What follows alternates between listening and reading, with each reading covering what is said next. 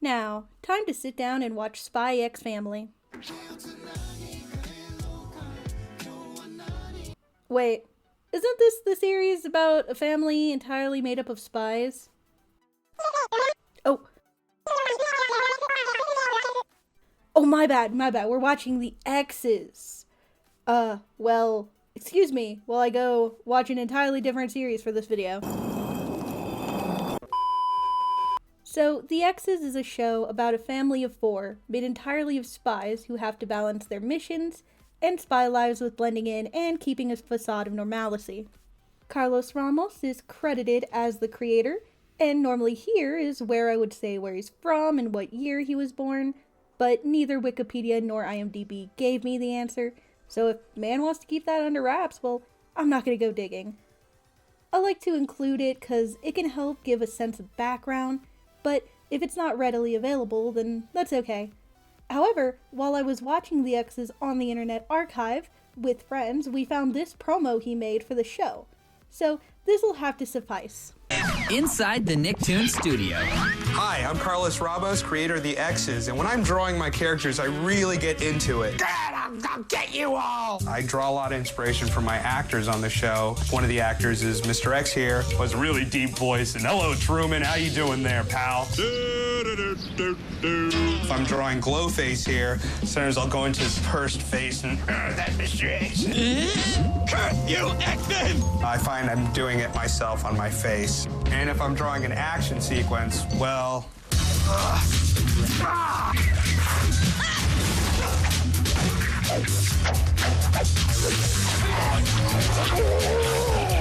We'll be right back. Now, I had to watch this series on the Internet Archive because nothing is a worse endorsement for AI than AI itself. Seriously, Google, can you disable the thing on my phone that gets everything wrong?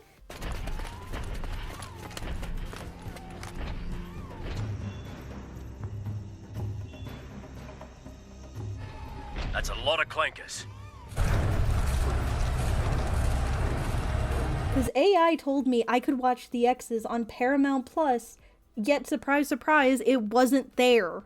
But getting back to the show's creator, Carlos Ramos got his start on Nightmare Ned in 1997 as a character designer and a prop designer for about 3 episodes. Ramos also worked on 6 episodes of Oh Yeah Cartoons, which was mentioned in my last video. He worked as a storyboard artist and logo designer.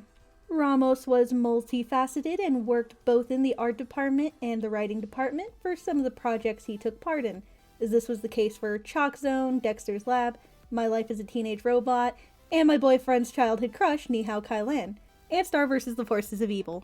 Looking deeper into the show, I managed to find the Pitch Bible.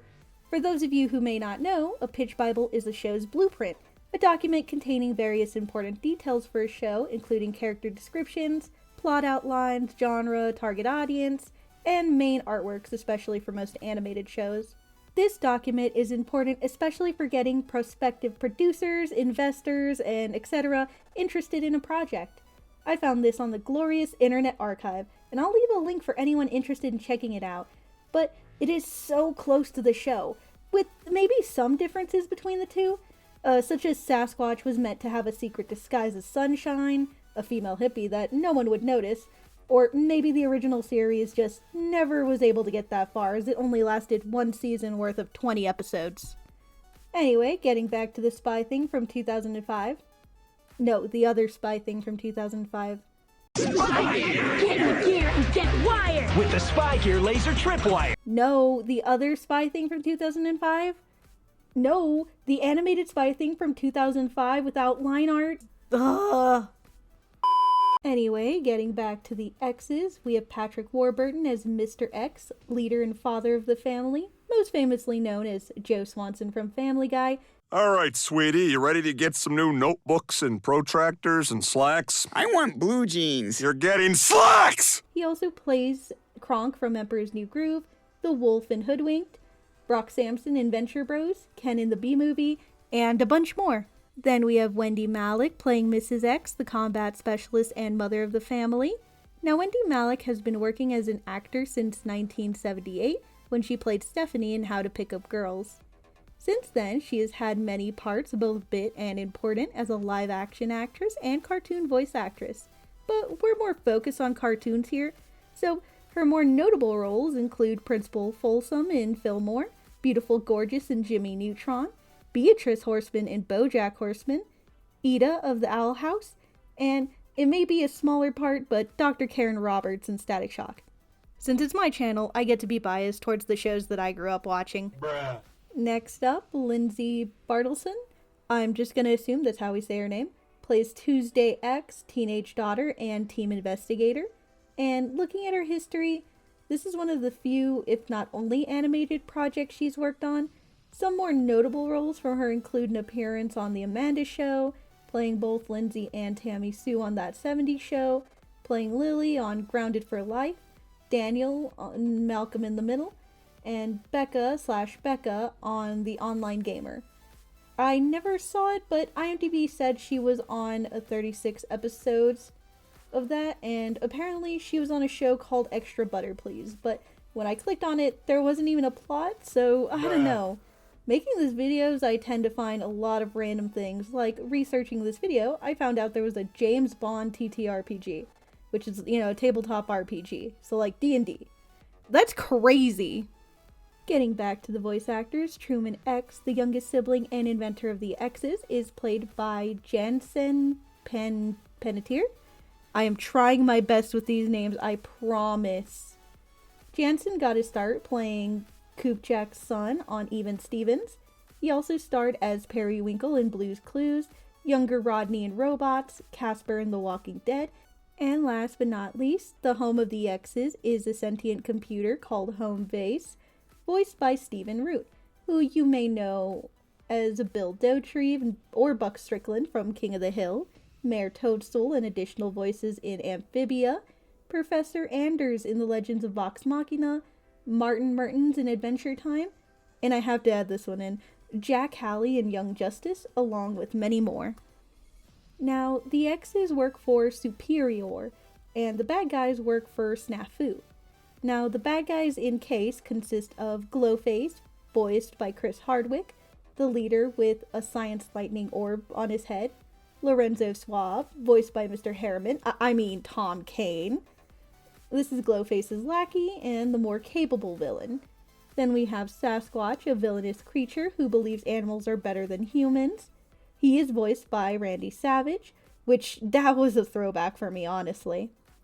We have Brandon, Glowface's nephew and Tuesday's boyfriend in the series, voiced by David Hornsby. Hey, we've seen him on this channel before. Neat. There's the Scream Queens, a pair of Banshee cheerleaders, and Bio Harold. I don't think they get many, if any, lines. Also, the X's get a dog, voiced by D. Bradley Baker, who plays so many animated animals that I don't think I'd have enough time to list them all in this video alone. Honestly, I feel like the X's is a forgotten gem.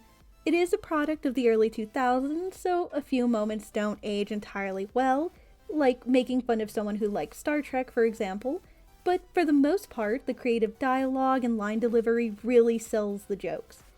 And does this show have jokes?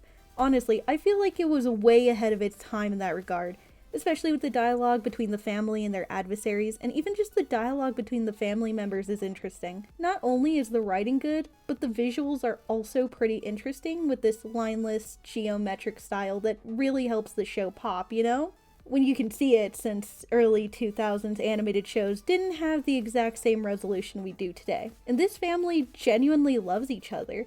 Sure, the dad is a buffoon, and the mom and little brother are chaotic, and sometimes there's episodes about someone trying to change the family members, but this family still feels like they love each other, and they try to help each other, which I feel like is what some modern sitcoms tend to lack.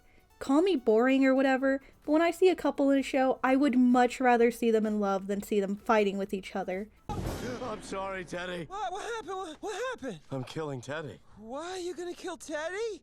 All right. Car's gassed up. That's good. Guess I could homeschool the kids. No, Lynn, the burgers are killing him. What? The ones I give him every day. Oh, gotcha. Good God, Linda. You had all that ready? What? I'm just being supportive. Good night. Now with that out of the way, time to review a good episode and a bad episode.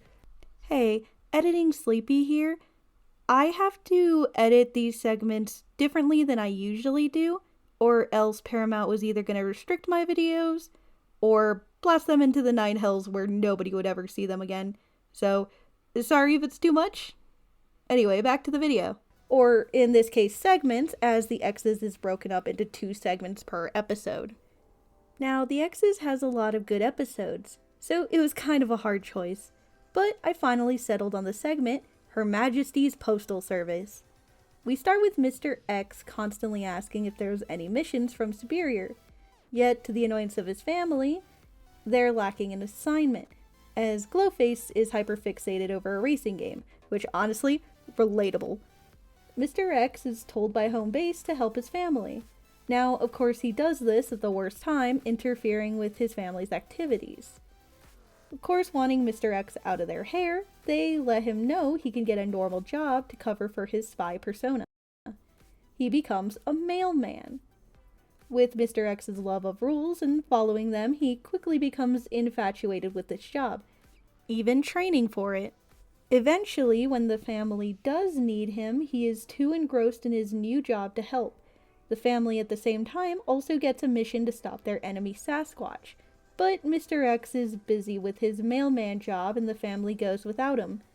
On his route, Mr. X realizes his family is more important to him than his new job. The rest of the family is quickly captured by Sasquatch, who plans to breed the most perfect dog, and it's as ridiculous as it sounds. Editing sleepy again, I gotta read out these lines or else Paramount will say no to my video. Sasquatch will carry out plan to breed the ultimate dog. Dog with intelligence of German Shepherd, strength of Siberian Husky, and funny of Chihuahua. It will be the greatest creature the world has ever known. And what? Isn't that enough? Sasquatch thinks that's pretty good. How many super animals you breed, spy lady? Before Sasquatch can hurt the X's, Mr. X jumps into the scene and uses all his new skills from his new job to save his family. Afterwards, the family admits that they kept him out of their hair, but they make up and everything returns to normal. Again, I think this is an episode that's mostly carried by its witty dialogue and funny moments. Also, Randy Savage as Sasquatch is always a plus for me. Now for the bad. The X's does not have a lot of bad segments in my opinion. Like 2 or 3 out of 20 tops. Really bad. So fair warning, this segment tackles the old trope, the loving bully. Basically the thought that if someone bullies you, that means they like you. So I'm gonna leave a timestamp for anyone just who wants to skip this part of the review.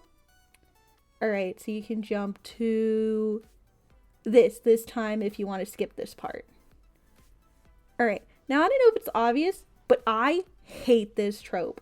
It gives people an excuse to hurt people and disguise it as crush so the person getting hurt doesn't do anything about it, which is so wrong. The segment From Crusher with Love starts with Truman ziplining to a tree. From the trunk he checks if the coast is clear, but it's not when we see a shadow tower over him. We cut to Truman walking into home base wearing sunglasses, with his family assuming the shades are because he fought a villain. Truman denies this and tries to make up a lie for the shades when Tuesday takes them off to reveal Truman has a black eye. Eventually, the family learns that Truman has a bully when they're interrupted with a ring from the doorbell.